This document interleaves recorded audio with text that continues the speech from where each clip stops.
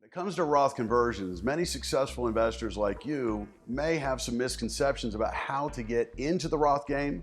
Are you even allowed to based on your income or your work history? We want to bust those misconceptions today. Keep it right here.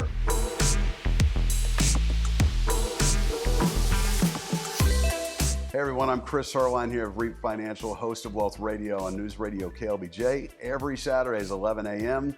and host of Retire Ready TV on News Channel 36, that's KXAN here in Austin. Be sure and tune in to stay on top of the latest.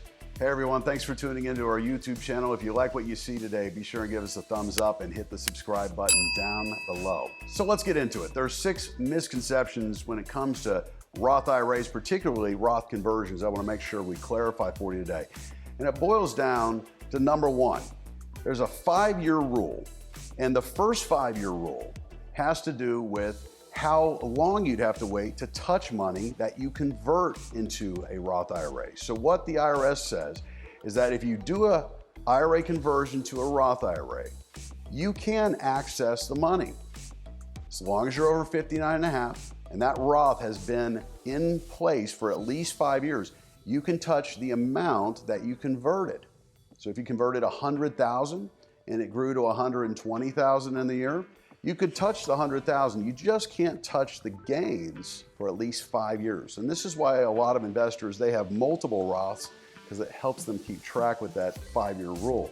But stay close to those 2 5-year rules. A mistake here could cost you some penalties. Number 2, when it comes to required minimum distributions, a lot of investors that are of RMD age, let's call it 73 or what will be 75 in years to come, once you hit that age, you're forced to take money out of your IRAs. You may not need it.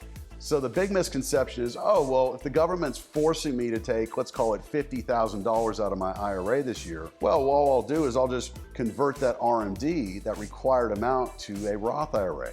Unfortunately, nice try, but you can't do that. Now, you could always take your RMD and convert more money within the Roth IRA, but that required minimum amount is going to be forced to be pulled out and distributed to you. And I said you, not the IRA itself. So don't miss that one. Number 3, when it comes to required minimum distributions, that is my favorite thing about Roth IRAs. Now, I like the idea that they grow forever tax-free. I like the idea that you can leave them tax-free to your heirs. But the thing is I want you to have control. I want you to have control in retirement of when you take your money out. This is how the most successful investors do it. They've gotten their money off the government plan. They've disinherited Uncle Sam, and the Roth IRA is the best way to do that because come age 73, whatever age you hit required minimum distribution, there are no RMDs assessed on a Roth IRA.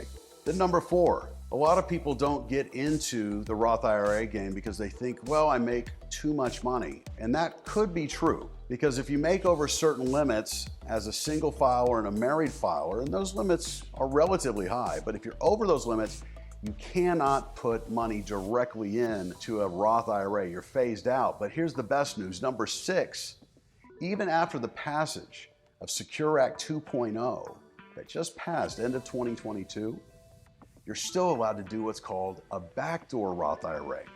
So this allows you to put money as a high income earner into a traditional IRA, and because you're over those income limits, you won't get a tax deduction. But in the same day, the same week, you can convert it right into a Roth IRA. So essentially, you're doing the same thing. I don't know why the IRS is making us make that extra step, but the best news is that that was one of the things on the chopping block that we thought was going to go away walking into 2023. That option for you still remains. It's still very powerful. Now, there is a pro rata rule that you need to be aware of that can cause some taxation on the conversion, but consult with a fiduciary advisor or a tax professional prior to doing a backdoor Roth. So when it comes to the Roth IRAs, there's 6 misconceptions that we just busted. Make sure that you stay on top of these as things change, as Roth IRAs can be one of the most powerful planning strategies in your investment plan.